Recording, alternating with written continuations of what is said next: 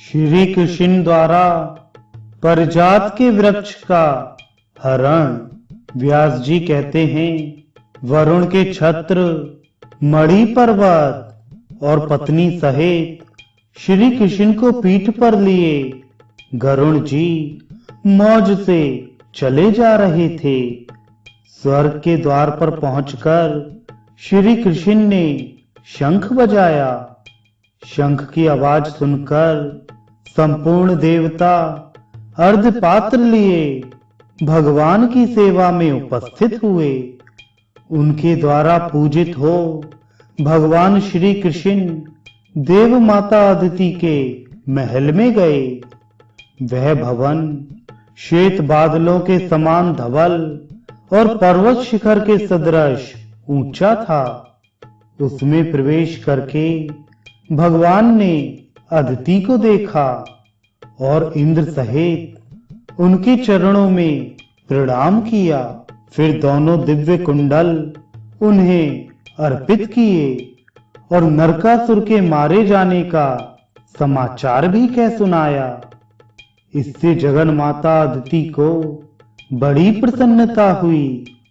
उन्होंने भगवान में मन लगाकर जगदाधार श्री हरि का इस प्रकार स्तवन किया। अदिति बोली, भक्तों को अभय देने वाले कमल नयन परमेश्वर आपको नमस्कार है। आप सनातन आत्मा, भूतात्मा, सर्वात्मा और भूत भावन हैं। मन, बुद्धि और इंद्रियों के प्रेरक हैं। गुण स्वरूप आप श्वेत, दीर्घ आदि संपूर्ण कल्पनाओं से रहित हैं। जन्म आदि विकारों से पृथक हैं तथा स्वप्न आदि तीनों अवस्थाओं से परे हैं। आपको नमस्कार है। अच्युत, संध्या, रात्रि, दिन, भूमि, आकाश, वायु, जल, अग्नि, मन, बुद्धि और अहंकार सब आप ही हैं। ईश्वर, आप ब्रह्मा, विष्णु और शिव नामक अपनी मूर्तियों से जगत की सृष्टि, स्थिति और संहार करने वाले हैं। आप कर्ताओं के भी अधिपति हैं। यह चराचर जगत आपकी मायाओं से व्याप्त है। जनार्दन, अनात्म वस्तु में जो आत्म बुद्धि होती है वह आपकी माया है। उसी के द्वारा अहिंसा और ममता का भाव उत्पन्न होता है। नाथ, इस संसार में जो कुछ होता है वह सब आपकी माया की ही चेष्टा है। भगवान, जो मनुष्य अपने धर्म में तत्पर हो आपकी निरंतर आराधना करते हैं, वे अपनी मुक्ति के लिए इस सारी माया को तर जाते हैं। ब्रह्मा आदि संपूर्ण देवता, मनुष्य और पशु, ये सभी श्री विष्णु माया के महान भंवर में पड़े हुए मोह अंधकार से आवृत हैं। भगवान, जो आपकी आराधना करके भोगों को प्राप्त करना चाहते हैं वे आपकी माया द्वारा बंधे हुए हैं। मैंने भी पुत्र की कामना से और शत्रु पक्ष का नाश करने के लिए आपकी आराधना की है, मोक्ष के लिए नहीं। यह आपकी माया का ही विलास है। पुण्य रहित मनुष्य यदि कल्प वृक्ष से भी कौपिन मात्र ही लेने की इच्छा करे तो यह अपराध उसके अपने ही पाप कर्मों का है। अपनी माया से संपूर्ण जगत को मोहित करने वाले अविनाशी परमेश्वर, मुझ पर प्रसन्न होइए। ज्ञान स्वरूप संपूर्ण भूतेश्वर, मेरे अज्ञान का नाश कीजिए। आपके हाथों में चक्र, शांग धनुष, गदा और शंख शोभा पाते हैं। विष्णु, आपको बारंबार नमस्कार है। परमेश्वर शंख, चक्र आदि स्थूल चिन्हों से सुशोभित आपके इस रूप का मैं दर्शन करती हूँ। आपका जो परम सूक्ष्म स्वरूप है उसको मैं नहीं जानती। आप मुझ पर प्रसन्न हुइए। देव माता अदिति के इस प्रकार स्तुति करने पर भगवान श्री कृष्ण हंसकर बोले, देवी, आप हम सब लोगों की माता हैं, अतः आप ही प्रसन्न होकर हमें वरदान दें। अदिति बोली, एवमस्तु नरश्रेष्ठ, जैसी आपकी इच्छा है मैं वही करूंगी। आप मर्तलोक में संपूर्ण देवताओं और असुरों से अजय होंगे।